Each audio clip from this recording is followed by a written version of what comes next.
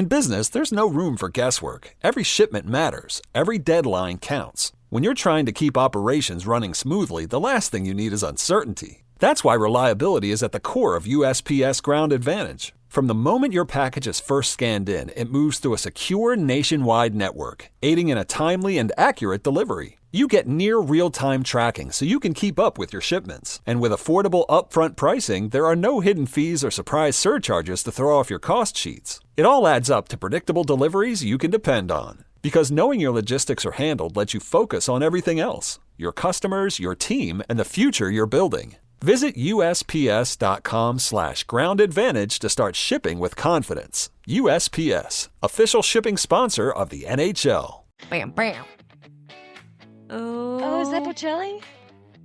Girl, turn that off. You gotta turn that off for this interview. It is. Sorry. Okay, it's off. Okay, thank you. Welcome to Sass and Slapshots, a podcast for women who love hockey by women who love hockey. We're here to give listeners weekly news, game analysis, and cultural hockey conversations from the perspective of two women who found hockey later in life. There's no shame in our game. From veteran fans to rookies just discovering hockey, everyone is welcome to learn more and encouraged to become obsessed with the best sport on the planet. Let's dive like Ben into today's episode. Hello, guys, gals, and non-binary pals. Welcome to another episode of Sass and Slapshots. I'm V. I'm Sarah. And today we are going to be interviewing Donovan Webb, the MC of the Avalanche. But before we do, we want to go ahead and call out our Sasquatch of the day. Thank you to Michelle Bond. I think that's how you say your name.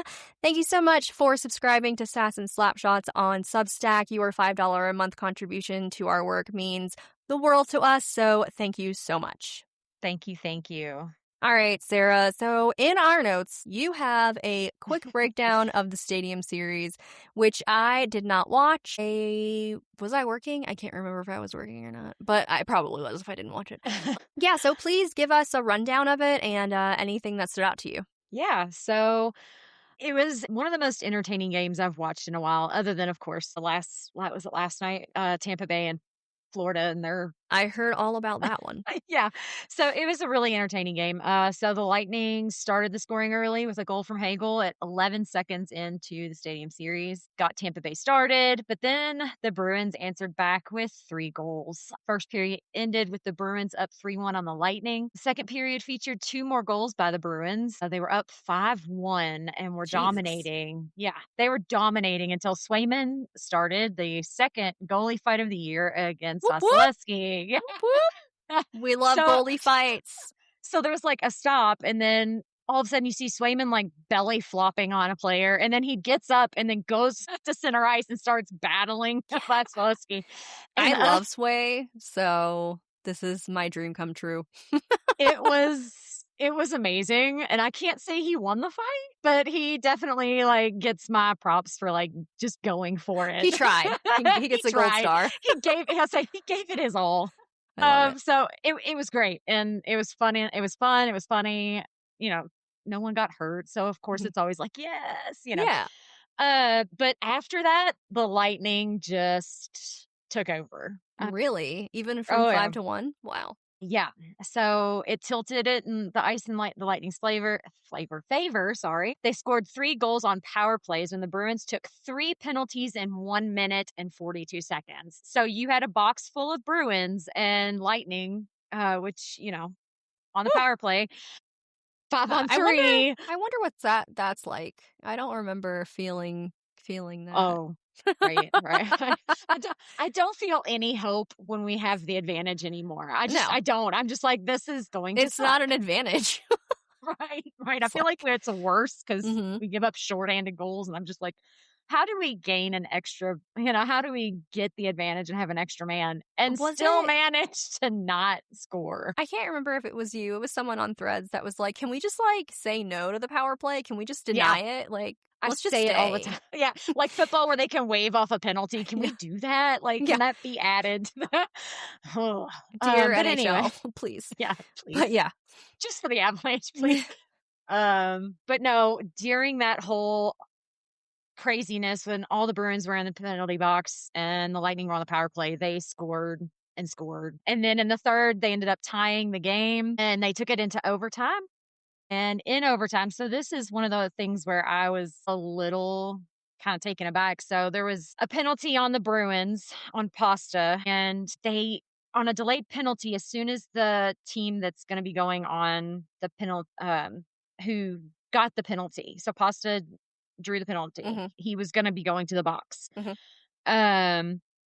As soon as he tapped the puck, or whoever from the Bruins tapped the puck, the whistle should have been blown dead, right? It should have stopped play. Yeah. Either it wasn't loud enough, no one heard it. Pasta went down and scored in overtime, but they took back the goal. Pasta went in the box, and the Lightning ends up winning in a shootout. So interesting little, it was. I'm happy for the Lightning because we love an underdog, right? But also, that's not right. It was, and you could just tell the obvious frustration from the Bruins and from Pasta. He was like, listen, if I looked back and made sure the ref's hand wasn't up and that I could keep going, and there was no whistle, and so I went down and score, and the next thing I know, I'm in the penalty box and we're going to a shootout, then we lose, So I can definitely get the frustration from the Bruins on that. And I get, there was some of the calls seemed light to me and kind of let the Lightning back in the game. But when you have 5-on-3s on multiple instances, chances are they're going to score. And, they did, and they came back and ended up winning it in overtime. I have down here, Gensel shot the game-winning goal for the Tampa Bay Lightning. Wow. Yeah. Well, at least it was entertaining. It was a great game. I mean, you had a goalie fight, you had a comeback, you had a shootout. Men in the box back to back. I love that. I love seeing them all sitting there like little kids. Yeah. Sorry, speaking of, Swayman just was on for the Olympics. Speaking of that, the Olympics are happening right now. We're watching this as the opening ceremonies, the parade of countries is happening, and Sarah is a crazy person. Please explain to our listeners what you're doing. So I've been up for all the hockey events. I've been getting up. No. What you're hearing is that she's watched hockey events. And what normal people think would be, the replays. No, my friends. This crazy hoe is getting up at what time? 3:45, 4 o'clock. Getting up to get my coffee and watch some hockey. It's been great. It's been great though. It's been so much fun. It's quiet. The house is quiet, so I get my coffee and I'm watching the women just dominate. The game today, oh my gosh, Sweden and I cannot say it. Czech. Yeah. No, it's not Czech Republic. It's like Chechnya. Yeah. I can't say it. Anyway. Yeah. That game was insane. It went to the first It went to a shootout, and Woo! I think there was 8. Like they just wow. It was insane. It was such a good game. It was I can't wait to watch. A good game. Yeah, I'm a normal person, which means I'll be watching the replay, but I'm very excited to watch it. But McLeod's coaching Czechia, so it's really fun to see her out there coaching. Yeah, so much. For those who don't know, Carla McLeod, I don't know. She is the head coach of the Charge, and she was recently diagnosed with breast cancer, and so she's been undergoing treatment for that. And I mean, she's just such a boss to be like, I know. Even though this is going on, I am going to coach at the Olympics. I'm just so happy to see her there. And she looks like she's having the time of her life. She I know is. they've lost their first 2, but I know she's just having a blast. I watched the USA versus Czech game last night, the replay, and watching Hillary Knight play her first game of the Olympics and score. It was just and then Layla Edwards, getting an assist. I was just this is, and then of course, the top 2 lines are the Minnesota Frost. So it's just it's funny. But yeah, watching Hillary Knight and all of the coverage of her pictures with all of the top women now, as Hillary Knight has gone, changed through her the game. career. It's really amazing. And podcaster, producer, husband Joe just messaged me saying, Czechia. Thank you,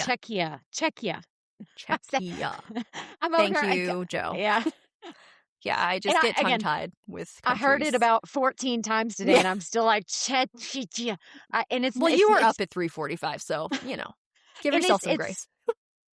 It's not that hard. It's just for some reason my brain can't do it. Yeah. But they played great. It was Yeah. a great game. I enjoyed it thoroughly. The Japan-France game was fun. Both of them, they were different types of games, though. Like, one was more controlled, and I think through 1.5 periods, 0-0, the goalies just were insane, because I think it was double digits shots on goal and still 0-0 through, like, the whole Wow. first half of the second before anybody even Wow. scored. But great game. Both of them Yeah. were great games. Yeah, I'm pumped about the Olympics this year.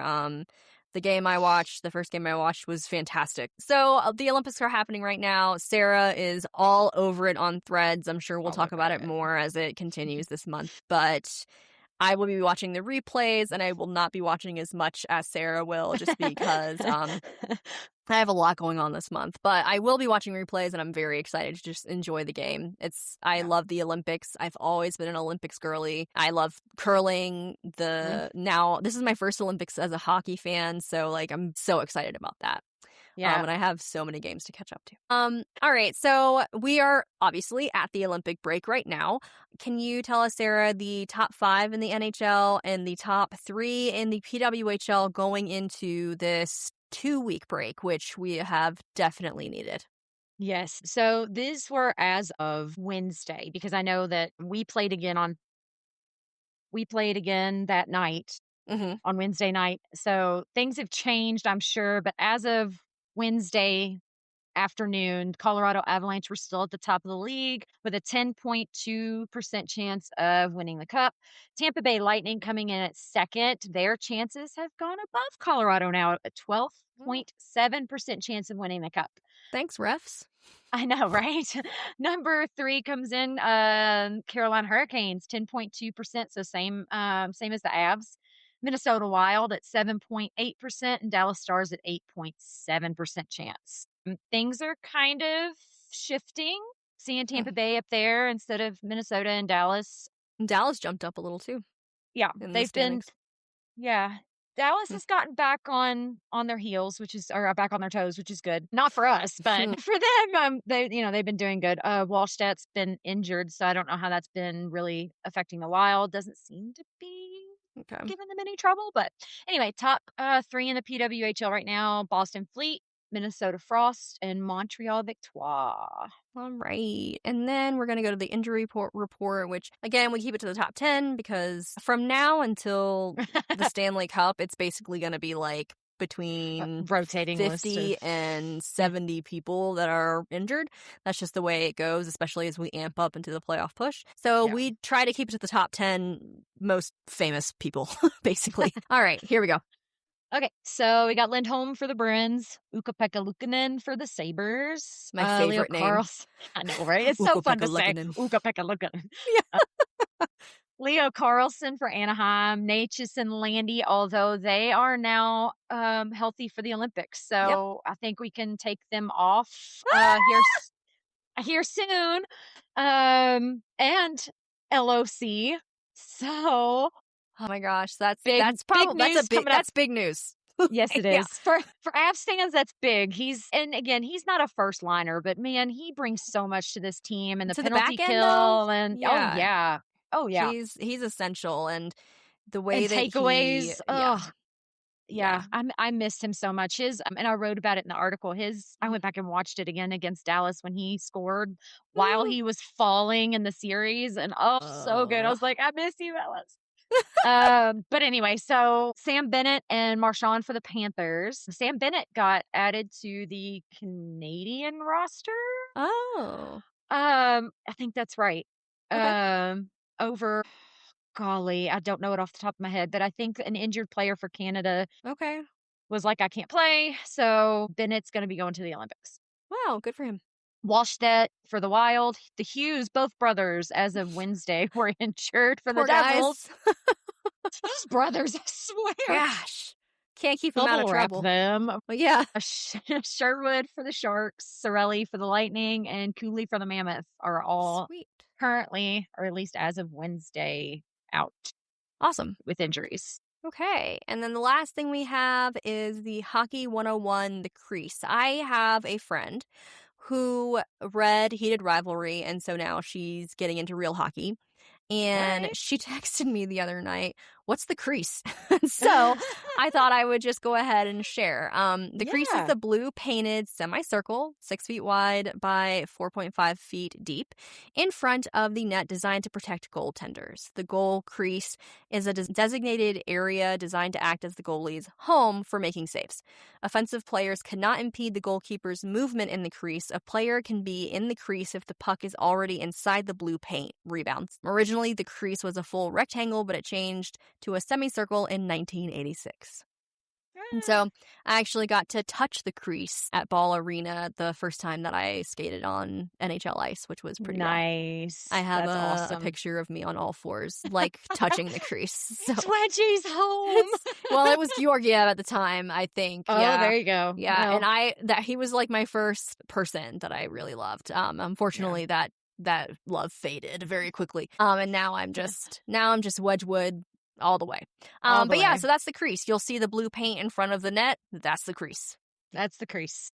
All right. And so we still don't know what it means to be a goaltender interference. But we still don't know. We'll never know. All right, Sasquatches, we are so excited to introduce Donovan. Donovan is a transplant to Colorado, but now calls Colorado home. He has worked in the social work field for over 15 years while also working in sport entertainment. He began his MC/hosting journey with the Denver Nuggets as a fill-in, then moved over to the Colorado Mammoth during their championship season in 2023. In December 2023, he began working with the Colorado Avalanche as their in-arena host. Donovan is a girl dad and loves being a father and advocate for other fathers. He also uses his social media platform to promote positivity and good energy for all. Donovan, welcome to the podcast. I am thrilled that you're here. Yes. Hello, so ladies. thankful. Thank you so much. Thank you so much for having me and just thinking about me to invite me to this podcast and this platform just to talk hockey and talk shop with you, ladies. So I appreciate that. Absolutely. I mean, like, when I think of the Avalanche and Ball Arena and how much fun I have there, I'm always searching for you. Like, I always am hearing your voice, and you make the experience just so much better. And I absolutely love your voice and the work that you do during games. So, of course, we thought and of the you. energy you bring. So even when we're down and things, everybody's quiet, you start and the energy just immediately picks up. It's phenomenal to have you here, and I just thankful for that energy you bring to every game. Thank you so much. I appreciate that. And again, as I was saying, I'm a true hockey fan at heart. And someone said, "Hey, let's give this guy a microphone and see what he can do." And it was just like, okay, like, let's go. You picked me. Let me do what I can do for the team. Yeah, that's so cool. So kind of going along with your bio, like you said, you're a transplant to Colorado. So you were not born here, but what brought you to Denver? So, born and raised in, it's a small town called Raytown outside of Kansas City. I always just say Kansas City, but shout out Raytown. And then I ended up going to school in Louisiana. Went to school in Louisiana, was down there through Hurricane Katrina and things like that. Graduated from Grambling State University. Shout out Grambling State, HBCU. And then once it came time to graduate, I was like, what am I going to do with my life? I don't want to get a job. I don't want to join the real world. So I decided to go to grad school. So I came out here to DU and got my master's from DU in social work, did their advanced standing program. In that time at DU, I got an internship, and after graduation got hired on at my internship at the same time as when I started working for KSC as well. It's just like a part-time job. So that was back in, I'm going to date myself. That was back in 2009 is when I moved out here. Okay. Yeah. Wow, all right. So I've been out here almost as long as I was in Kansas City. So that's why I tell people, like, Kansas City is home and it will always be home. But Colorado is now my new home. And like Colorado, I have like so many other transplants. I have dug my roots into the ground. I've spread them out. And now my daughter is here. And she is a full Colorado native. And she loves everything Colorado. So now I am here, now I'm here. I'm a Colorado transplant native. I know That's the natives will awesome. hate that, but Yeah, no. I love it. Yeah, Sarah and I are both transplants here and feel the very we bought a house here in 2023, so I'm like I'm dying here. Like I'm never leaving This is state. it. Yeah. yeah, I'm locked in. Like this Yeah. is, I mean, this is the best. And it's just, again, bought a house here, like you said, and it's just, Colorado just offers everything you could possibly want, unless you're a beach person. That's the one thing that it like Yeah. can't give us. Is if you're a beach person, you got little lakes and stuff here and there, Yeah. but it's not the ocean, But Yeah. I mean, still, Colorado is such a beautiful state, gives you everything you could possibly want. And if you're a sports nut, like I'm guessing we all are, like Yeah. we literally have every possible Yes. thing here. And Yeah. now we have women's soccer. We should be Yes. getting, as you ladies talk about all the time, we should be getting women's hockey too. If that doesn't happen, then like we should go out and flip a table or flip a chair or something. We'll because, riot for sure. yeah. Like, We I will think riot. the There will be whole a of the riot. state will be in the streets if that doesn't happen pretty soon. Absolutely. Yeah. Absolutely. That's so cool. So does your daughter go to any, this isn't even on the questions, but I'm just curious, does your daughter go to any of the events with you? She does not. She has been to a couple games and stuff like that. But Mm. here's the funny thing. My daughter is petrified of mascots. So Oh. the only way I can get her in Ball Arena is if we sit at the tippy top of Ball Arena. And even still, I have to promise her, okay, baby, like Bernie will Bernie's not not come. Rocky will not come. Wooly will not come. You will be safe. And if they do come, then it's like, luckily I know most of the mascots and I Yeah. get a text Yeah. like, hey, we're coming to your section. And I scoop her up and we go the opposite direction really fast because she will just like, she's not having it. So I Oh have my to keep her gosh. safe, Yeah. but she Yeah. loves Right. watching it on the TV. Okay. Nathan McKinnon, Kel McCarr, we watch away games and everything like that. And I'm like, baby, like that's the best player in the world, Nathan McKinnon. And on defense, Right. that's the best player in the world, Kel McCarr. And she's like, all right, I like that. I'm like, yeah. Nikola Jokic, that's the best player in basketball. Oh, yeah. So No we watch mascots it. in sight. She loves sports, but Yeah. she'll always ask me, can I see the team's mascot? So if we're playing, the Canes, can I see the Canes mascot? Can I see the Lightning's mascot? So she loves seeing them from afar. But From a It's like a distance. love-hate. Yeah. She's like, boundaries. Thank you. Keep your distance. Thank you. Exactly. And you know what, baby? I respect your boundaries. Amen. Your boundaries. So, Yeah, Yes. absolutely. I love that. Yes. Girl dad to the max. I adore Yeah. that for sure. My little girl is the exact opposite. So she's 6 and loves Bernie. So that's the only thing she does is at the games because, I'm sure the long line to see him when he comes Mhm. up there. Bernie's We dog have park.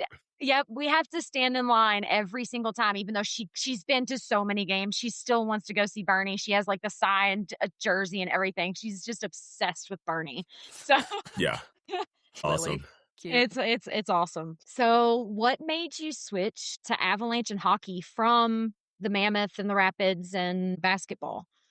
Yeah. So actually, that's funny. So I started with the Nuggets and worked with the Nuggets all the way up to story time. Started with the Nuggets all the way up to 2023 when they won their championship. During that time, I was doing like hype squad for the Nuggets. Also helped run their trampoline dunk squad team that they had as well. Cool. And then just continued to be, working with them. And then the 2019-2020 season, Nuggets always run a 2-person host team. And the other host was kind of missing some games, had other obligations. And I kind of had told him, hey guys, like I've been around for 10 years. Like I've seen a lot of hosts come and go. I think I can do this and I can help out the current host. And they kind of were like, okay, like, let's give you a shot. So I did like a test inside a Ball Arena and they were like, okay, you sound good. Like this might actually be a thing. You know what I'm saying? So they were like, all right, we're going to give you like 5 watch parties. And if you do well at these watch parties, then we'll bring you in to Ball Arena. And I was like, great, like this is going to be awesome. This is the greatest thing. Like it's happening. Like doors are opening. Yeah. And then COVID happened. No. And then literally the world shut down on like a Wednesday. And my first watch party was that Saturday. And you would have thought the world ended. I'm like calling them like, hey, I know COVID is shutting the world down, but like, are these watch parties still happening? Nah. And they're like, no, it's not. Like, we're going to take a break. And it was just like, it was kind of devastating because there was no fans. There was nothing happening. And, I really thought that the dream was over before it even started, you know? And during that time, I still continued going to games. Like that next season when they started opening it up, I still was connected to really good fans and they had an extra ticket. So I would go to games when it was like, you got to sit 6 feet apart and there can only be 4 together. I was still going to games. I was still being a super fan, still being involved in things like that. And then when it did open back up, they brought back the hype squad and things like that. And there was still just one host. And, you know, and I was like, hey guys, I don't know if you remember, but like back Calling then, in that rain check. like pre-COVID, before the blip happened, I always call it the blip, like, cause like some people just forget about it, like it didn't happen, but like the blip. Right. You know, we were talking about me trying to host, like, is that still a possibility? And they were like, oh gosh, we kind of forgot about that. Thanks for reminding us. So I started kind of getting some fill-in roles, with the Nuggets, and that was awesome. And that was the 22 season. So then that's also when the Mammoth came back as well. And they were like, hey, we don't have a host for the Mammoth. Would you be interested in auditioning for it? So I was like, heck yeah, I'm going to audition for that. So I auditioned for that. It went well. I got hired on as like the hype man. So they had like an in-arena, like kind of like reporter host. And then they had the hype man. So it was like a 2-man team for the Mammoth, which was awesome. And I'm like, yeah, this is great. Like, so I was literally like the Mammoth hype guy. Like, we're down. You need the energy going. Donovan, you're on. Do your thing. And it's like, this is what I was made for. Let's go. You know? And I was doing that. And then midway through the season, my co-host, she left. And my director looked at me and he was like, hey, like, she's gone. You got this the rest of the season by yourself? And I'm like, say less, my guy. Say less. I got it. I got it. Say less. And I just took advantage of the opportunity when it presented itself, right? The universe put this in front of me and I took advantage of it, crushed it. That was the same year that the Mammoth won their championship, actually. So I hosted all the way through. We won our championship. Incredible. And winning our championship, the Avs were also on their like crazy 16-4 run, right? So it's like, oh great, the Mammoth. But we're actually at an Avalanche watch party. And so what happened was the Avs were doing the watch parties over at Tivoli Square, where they did the big outside ones. And they were like, hey, would you come and kind of do your thing over here? You know what I'm saying? Like, we're doing watch parties inside Ball Arena as well for home games, away games. Would you want to host these outside? I'm like, say less. Like, this is what I want to do. So I mean, you're obviously. just giving me more and more opportunities. More. So just continue to do that. Went over, and that was like my first experience hosting on the hockey side. Like, I had went to games every now and then, but I was like a not really a fan. I was a fan, but like I wasn't diehard. You yet. weren't You know in what it. I'm saying? Yeah. I wasn't in it yet. And then like the first like 2 watch parties, I was like, oh my God, Let's this go. is amazing. Like, It's like drugs, hockey just fans, like, oh my gosh.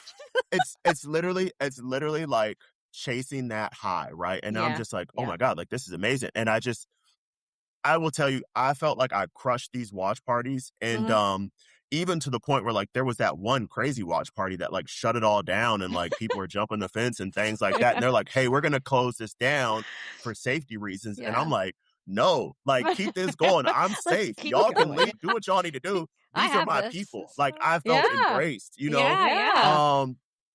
And I think in doing that, I did well in front of the right people that they were like, hey, so next season they win the championship. They're like, hey, well, the current in-arena host ended up retiring. And they were like, hey, so there's a spot open for the Nuggets. There's a spot open for the Avs. And then if that doesn't work, then of course we're going to bring you back for the Mammoth. So in my mind, I'm auditioning for the Nuggets because I've worked for the Nuggets for all these years. I know the Nuggets system. I know everyone.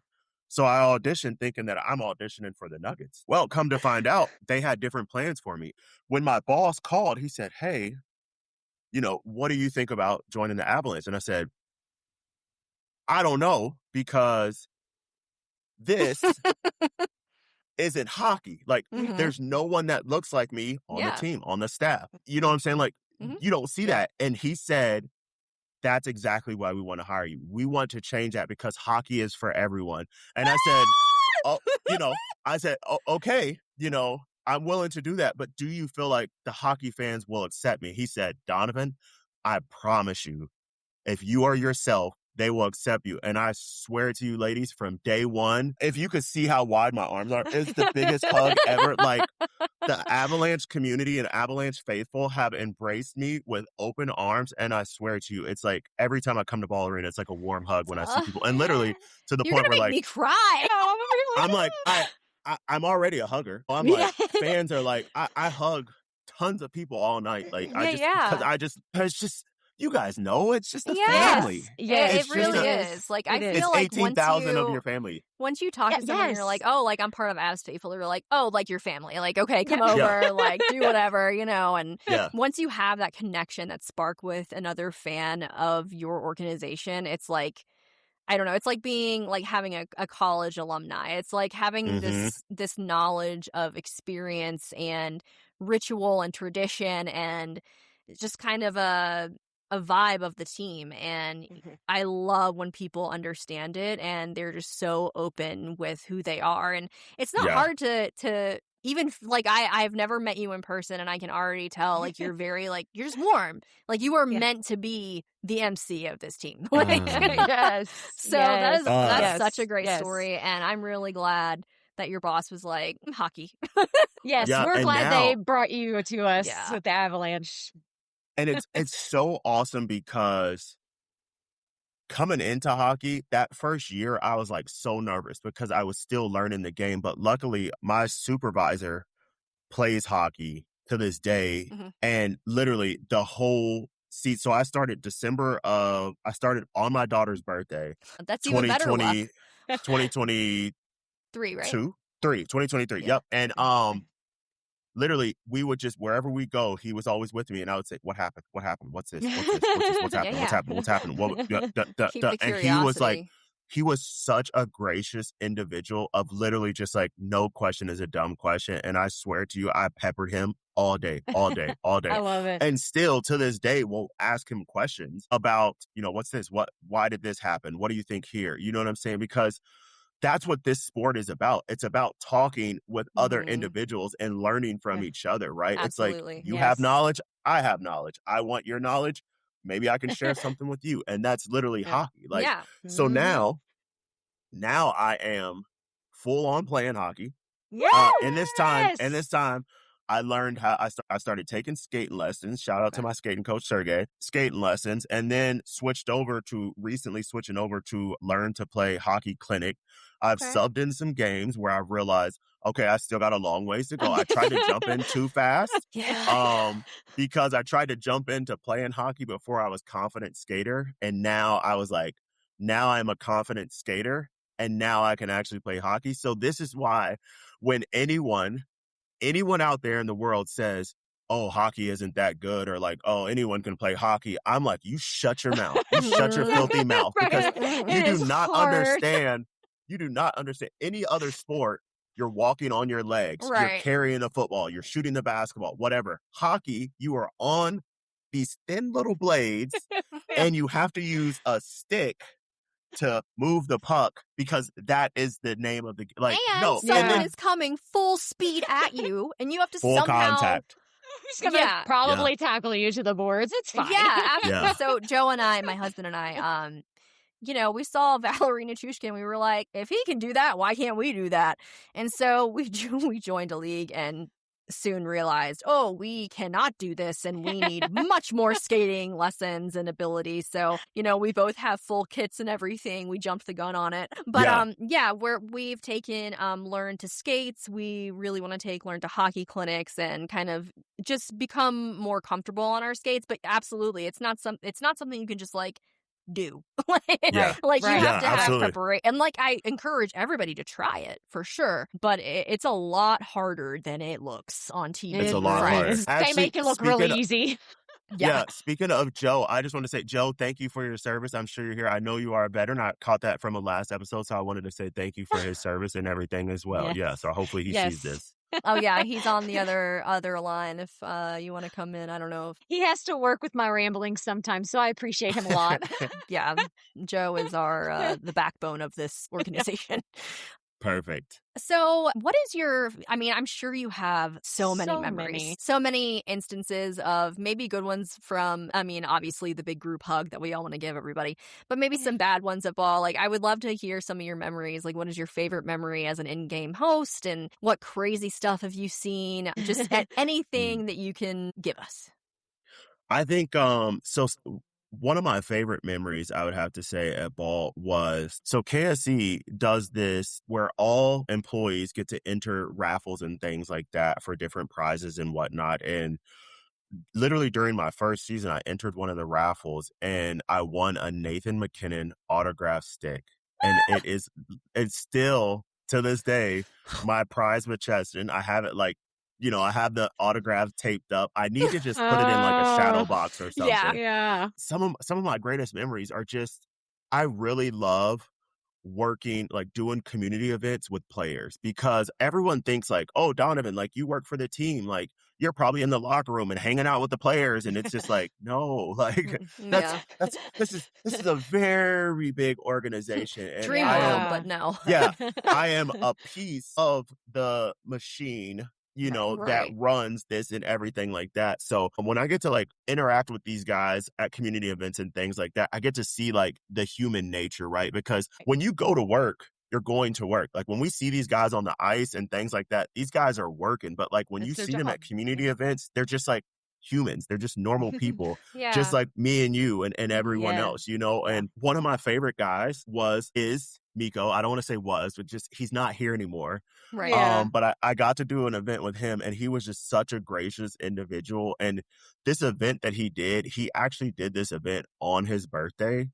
And it was just so cool. And then I was like, someone had told me like, yeah, it's his birthday. And I was like, what? Like, he's here on his birthday. So what I did is like, I got like 75 people to like on the spot sing happy birthday to him on his birthday. You know what I'm saying? And just embarrass him because, I'm going to show you. Right? Yeah, I'm going to show you love. Like, you're here on your birthday. Yeah, though. you like, chose to do something. That's so cool. Yeah, so just doing those things, I would say, let's see, what other great memories? I mean, I was there. I was still working for the Nuggets. I was there Game 5 when they won the chip at home. I was there. Like, I have pictures with, like, tears in my eyes and the confetti coming down. Oh, my God. I would cry, too. Graciously enough, due to like my loyalty to the organization and my time with the team, I was able to get a picture with the trophy. So I'm like back there when like the players are taking trophy pictures with their families and things like that, and just sitting back, just like waiting for my turn. Like, hey, nope, go. You want it, so. and was able to like get a solo picture, like holding the Larry, and just like, that's so cool. How many people can say that, right? Like, not many. Yeah. And like, granted, like, we know Lord Stanley has been at Ball Arena a few times lately and things like that. And even just seeing that, I'm like, this is so prestigious. Like, I don't even want to be in like a 5-foot range of it, Right. And I just it's gotta be weird seeing something that like children grow up looking at Lord Stanley and like working their whole lives to touch this thing, and you're just like right there. Yeah, that's crazy. Absolutely. When I see people taking pictures with it and they touch it, I'm like, no, don't do it. I know. Don't do it. I can't even look at it. Like, I don't even feel like I rate looking at it. Like, it's like, yeah, don't make eye contact. Sneak a peek, like. I can say I was in the same room. I can't say I saw it. Vicinity, right? Yeah, and I just appreciate the respect that these guys hold for Lord Stanley, because even players that have never won it, right, are like, no, I won't touch it. Until I win it, either as a player or a coach, I will never touch it, because it is such a prestigious piece of hockey history. Oh, yes. It's truly sacred. It's crazy. It's the pinnacle. Yeah, it's the pinnacle. Right. And man, I hope I get to be in the same room as it. I know. One day as well. Hopefully soon. I know. Please do. I don't want to. I just want to continue on this journey that we are on, this historic journey that we are on, and I never want to like put anything negative in the air, but I just want to continue to ride this train and see where it takes us, you know, Yeah. because I feel very confident that we could be seeing that soon again here in Denver, Colorado. Yeah, I feel very much, and from the fans that I have talked to that have been fans for a long time, they're like, oh, it feels like that 22 team. It feels like feels that 95 team. Like there's just something special that's clicking, and there's something not just within the team, with the fans and the environment and just the entire attitude towards the Avalanche. It feels like that cup year. And you know, knock on wood or whatever, I hope to manifest it. So, yeah, by speaking it, I am manifesting it. The word, what is it? The power of the tongue. Yes. Putting it into the universe. Exactly. You know, I really just want to see Landy lift the cup again. I know. Because I think that would be like, I'm gonna cry like a little baby. Yeah, I mean, could you imagine if we had a Landy passing it to Brett Burns? No. Like it would be a repeat of like that whole situation, right? Yes. All over again. So oh my god, yeah. Whole thing. I'll say the whole thing will make me just break down. Okay, shake it off. You mentioned that you're a part of the puzzle piece, but we watched the Behind the A episode about all that goes into a game. So it was an eye-opening look into behind the scenes. How long does it take you to prepare for a game? What goes into that preparation for the night of the game? I think so. I think everyone does it different, right? So for me, I appreciate because my director, he sends the script out normally about a week or so in advance. It's not always the final script, but I at least have an idea of, okay, this time out, I'm doing this promo and things like that. So I'm like going into it, looking ahead on what I'm going to do, to where when I get there the night of, we have our production meeting. I think they showed some of that, our production meeting and things like that. We have that production meeting an hour and 45 before puck drop. So I'm usually getting there to Ball Arena about 2 hours before. And I'm running through my final script, kind of going through it, marking my pages and things like that. But luckily for me, repetition is key. So like most of my promos and things like that, I can do those on autopilot. It's just putting in the name, but it's always just kind of feeling the vibe of the crowd. Where are we at and things like that. Like, does it feel like do you not get like jitters anymore in front of all those people? Like, you're kind of just like, absolutely. No, okay. absolutely. And, you're like, no. And there's no. And there's times that like recently I had a bad game in my eyes, and that was very eye-opening because it was like, hey, remember, bro, like never think you're too big to like really hunker down and really like focus and lock in. Like never get too comfortable, right? Because I think what had happened is I just got comfortable and then had an off night, and I was like really hard on myself. Again, like I'm like so many others, we're our worst critic, right?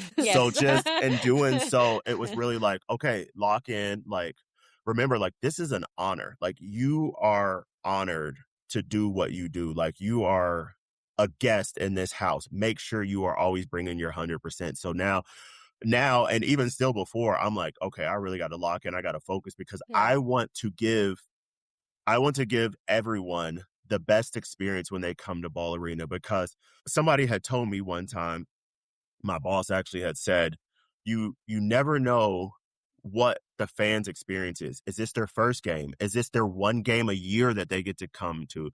Did they travel from out of country, out of state, whatever, to come to this game? You know, a couple games ago, we had a young man from Hawaii that traveled from Hawaii to see the game. And he, brought Kel McCarr like chocolates from Hawaii, Just last game on Wednesday, we had the Sharks game. We had a little fan hold up a sign that said came all the way from Korea. You know what I mean? You never know. That's insane. She has her little hockey jersey on. So you just never know. Like we take it for granted, like because we live here and we can go to games and things like that. But not everyone has that opportunity. So every night you should be giving your absolute best because you don't know if that's someone's first game, if that's their last game, if that's their 100,000th game, whatever. You Right. have to bring it every night. So really just like tapping back into the core and that hungry. But yeah, I get nervous all the time. Even when it's promos I know I'm going to do and I know what I'm going to do,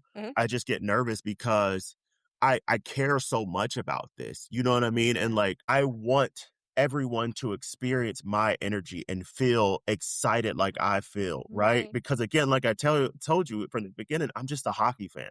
Right. And Yeah.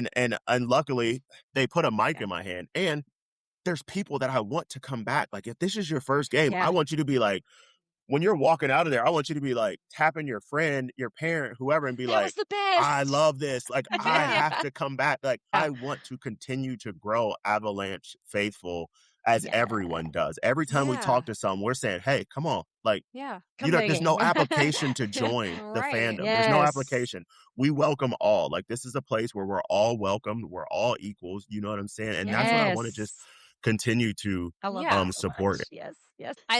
I really love that you are so serious and passionate about it because I think people I've talked to people in hockey and I've talked to people in the Avalanche organization where they're like, you can't let it get to your head. You can't, everybody has bad days and, it's still a job. And it's like, I love that you're like, yeah, it's a job, but like, this is my passion. I'm a hockey fan. Like, it is so important for me to be the gateway into Avs Faithful and to represent the organization in a way that makes me proud and reflects well on the organization and really brings in fans because, I mean, that's what makes the whole world of the Avalanche go round, right? Like, without Absolutely. the fans, you don't have anything. So, yeah, I love seeing passion and true passion from people, and you're spot on with that. Yep. So, yeah. And that was and honestly, guys, that was my big reason of I have to learn how to play hockey. Like, I never want to be a poser. Do you remember like back in the day it was like, oh, this dude's a poser. Like, he's not really, like, he doesn't really know anything. And I was like, I never wanted someone to be like, oh, Donovan, like, he doesn't really know hockey, right? Like, I'm getting out there and they're like, hey, can you skate? No, I can't skate. Can you play hockey? No. And I got tired of people asking me those questions and had to say no because I felt like I wasn't true to the sport and the culture. And I was like, I have to learn. So imagine like I'm 39 and I'm trying to pick up a new sport, right? I'm picking up one of the hardest sports, probably one of the hardest sports to play 100%. at like 37. And like, I'm out there learning to skate with little like 8-year-olds that are doing laps around me. Now, you want to talk about a humbling experience. That is humbling when you're like, hey, 8-year-old, like, slow down. Like, you're making me nervous. And it's like, I can't chill stop out, well, Grandpa. so please don't go in front of me. Every time like a kid, up until like I see teenagers at our rink and they stop short and I'm like, how'd you do that? Come here. I need to talk to you. Come here. Yeah. And I feel like that was kind of why I decided to try skating too, because I was like, well, it's gonna make my reporting better, and if I know what's going on the ice at ice level, like that just puts me ahead of other people, even though I'm 33 and oh my God, this is going to hurt so bad in the morning. It's fine. Like, I really wanted to do the same thing for my passion, my work. So I love that people that found hockey later in life, because you found it in 2022, 2023, like we're like, no, we're going to go and do it. Like that is something really commendable, I think, because so many people don't do new things after a certain age. And, I'm glad that us millennials still have that, that We young do. at heart. Yeah. It's And really funny. We're like from a generation of like, for me at least, I'm always open to a new challenge, right? And like, this is what hockey was. It was a new challenge. It was a new passion. It was something to learn and like to really invest in. It's like learning a new hobby. And it's just like a new love, like a love for hockey. It's like, I am watching hockey all the time now. I'm following, the podcasts and things like that. Like, I would make fun of my dad because when I was a kid, all he wanted to listen to was sports talk radio. And what do I do now when I take my daughter to school in the morning? It's Sports. sports talk radio. And she's like, Dad, can we Yep. listen to something else? And I'm like, here, baby, take my phone. Like, Daddy wants to hear this. You know, Yeah, like, yeah. Yeah, that's so funny that you say that because I just remember the same thing. Like, we grew up in North Carolina, and so it was basketball and football. Like that was it. And in my household, it was just basketball. And eventually, like even as a young girl, I became obsessed with college basketball. But it was just like I didn't understand these guys that would like gear up for Sunday. Like they love their football. They just want to sit in front of the TV and watch their game. And it's like now all I freaking talk about is sports. Like that's it. Yeah. And it's just crazy to me when I'm like, live threading a game or whatever, and I'm like, all right, we got a PK, and then we're gonna go fast at the crease, and we're getting real good from the back end, and it's like, oh, we got a forecheck, and it's like, how do I know what all of these things mean all of a sudden? It's funny how the turntables, isn't it? Yes. Yeah. Yes. It is. All right. Well, I guess this is the second to last question. What is your favorite Avalanche tradition during games? Is it the aluminum can race, the on ice competition, or the t-shirt toss? I would say my favorite thing to do at Ball Arena has to be the mini Avs interviews. And that's because I love, so I am a social worker. Yeah. I do child protection social work. So a lot of people don't realize that, wow. I have a 9 to 5. I have an 8 to 4:30 job Monday through Friday. And then I come to Ball Arena after I've already worked 8 hours. So when you see me smiling and things like that, I might be tired, but I'm flipping that switch and I'm giving you more, right? So, and just doing child protection, social work, I found my niche, right? I found I love working with kids and I love promoting the safety of kids and things like that. So I've had to do interviews with kids and things like that. So I know how to talk to young kids. Yeah. And even I'm sure you ladies have been there before. There's sometimes where I'll get chatty Cathy and me and the kid are just going back and forth and we're having a conversation. And then I'll get some kids that are like, how was it out there skating? And they're like, good. Thank you. And it's like, succinct. Okay, this is going to be a tough one. But that has to be my favorite part because you just never know what you're going to get, right? When talking with these 8-year-olds. And you can get pure gold or you can really have to mine to get the gold. Yeah. But I love the fact that I get to end with a dad joke because I was about to mention the dad talked jokes. about I was earlier, like, it's there's one of nothing my more that I favorites. love than a good dad joke. So You are truly living your dream. Yes, Yo, yeah, it's absolutely. amazing. It's I get to amazing. tell dad jokes to 18,000 people, and I love it. some people like them, some people Oh, don't. keep them coming. You know what? Oh yeah, As I a love dad, it. it doesn't matter Yeah. because as long as I laugh, that's all that matters. Listen, you get the Yes. biggest beta test ever as a dad jokester. If Yeah. it lands with 18,000 people, You got it, Yeah, absolutely. Well, especially during intermissions, it can get stale and people can get, shifty, and it's fun to have that moment of levity and that kind of that breather in between. So I enjoy them. I think it's great. Yeah, I Yeah. do too. And I love the on ice the goalie races are my absolute My favorite. Oh, Yep. when it's coming down to the wire and those goalies are jumping over the pads and hitting the corners and you see them slide and it's They a mean photo business. finish. Yeah, They're ready. I'm screaming just as hard at them as I Yeah. do Kale. You can do Absolutely. this. You're 13 Yeah. and my life depends on this. Yeah.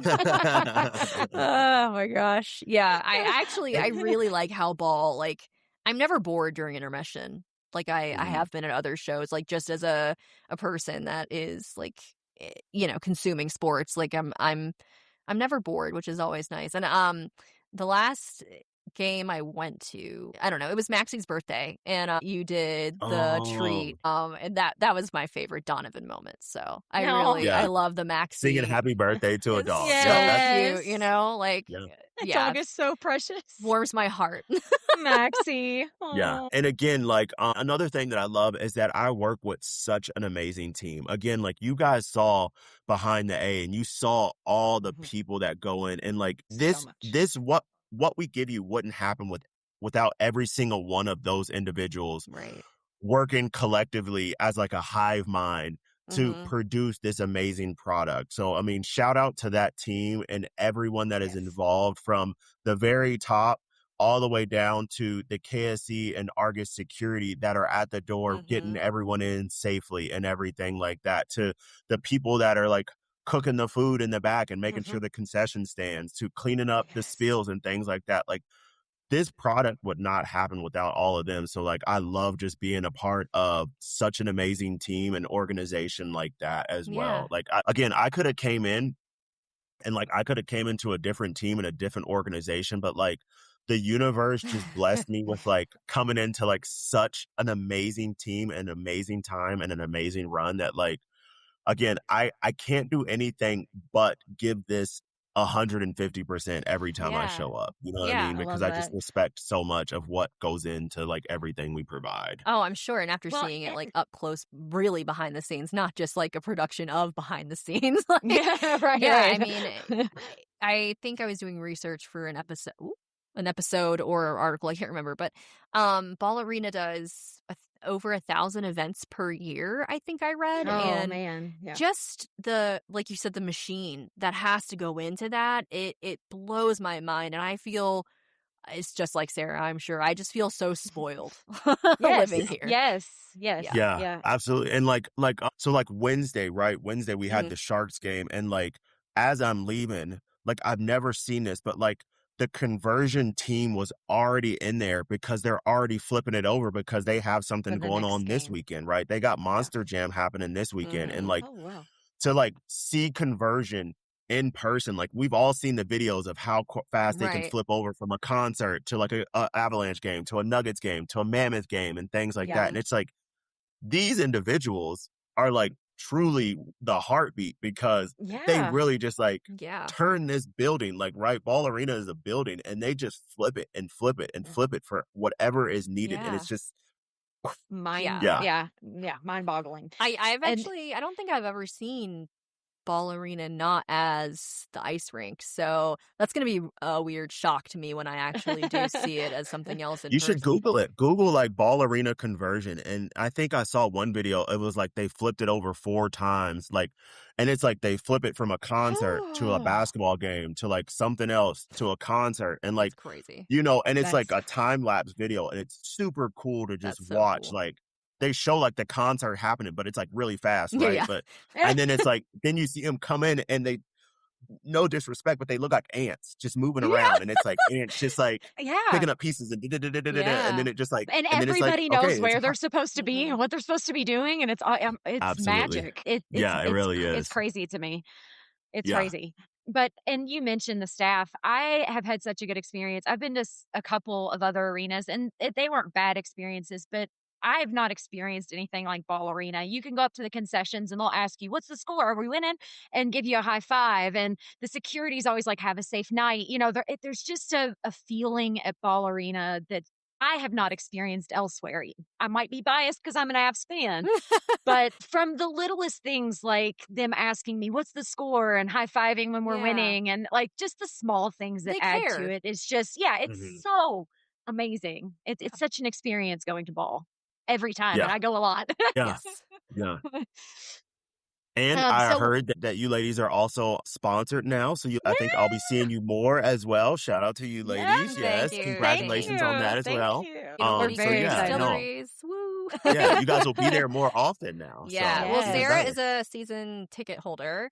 And I come as much as I can, and I hopefully will be going more because of sponsorships like Woody Creek. So thank you for that. Yeah, that was like I said, we started this and we really didn't have any expectations, and 4 months later, boom, we got a sponsorship, and it's that's awesome. You know, just like that's a testament. That's a testament to you ladies, though. That's a testament to you guys and the product that you are putting out. That someone is like, I want to back these ladies, and I want to put my name on that. So shout out to you ladies and the work that you guys are doing. Joe, shout out to you as well. I know you're there, so shout out to you as well. Thank you. We appreciate that so much coming from you. Yeah. You know, we just fell in love with hockey, and I don't want to do anything other than talk about hockey with my day. So, you know, anything I can do. Even when we're not on here talking hockey, we're texting each other about hockey. yeah, for sure. Well, Donovan, this has been amazing. I truly appreciate what you do as MC at Ball Arena, and just your your passion for what you do and how much heart. I think that's the thing. You put heart into what you do. Yes. And that's really what makes Ballerina tick. Yes. Dad joke. I got it. I heard it. With the finger guns, too. The finger guns. All right. Well, thank you so much for coming on, Donovan. We will probably talk to you later on. And I guess I'll see you at Ballerina later this month. Yeah. Yes, absolutely. Come back for that playoff push. Let's go. Come on. That's it. We come back from Olympic break and we have 13 home games left, and then it's playoff time. And it's time. God. We've already had 28 games this season. Like, it's been insane. 28 home games this season. We have 13 more. And when we come back, it's just, I mean, it's pedal to the metal. Yep. And I keep it's gonna telling fly. our listeners, like, if you're new to hockey, like, yes, the season's great, the season's fun, whatever. Playoff hockey. That is different. That is a different beast. It's a different level of stress. And if you think your mental health is hinged on your team now, sweetie, it's so much worse. It's a whole different ballgame. Shout out to my therapist. She is there every week to help pick me up on sometimes when I am down. So thank you to her for being there as well. Yeah, awesome. same for both of us. Like, thank you for the people in our lives that keep us kind of even keeled. Kind of. Yeah. All right, Donovan, thank you so much. Thank you so much for being here. We appreciate it. Absolutely, ladies. You guys have a good day. You too. Thank you. You too. Thanks for listening to this week's episode of Sass and Slapshots. If you're craving more hockey content from us before next week's drop, have no fear. We're two chronically online hockey nerds. Check out our Substack, social media channels, and support links below. If you're interested in sponsorship or collaboration, feel free to reach out at sassandslapshots.com. Special shout out to our editor, Joe Bogomil, and our graphic designer, Corey Tyler. We appreciate all of the support and can't wait to chat with you next week. Bye. Bye.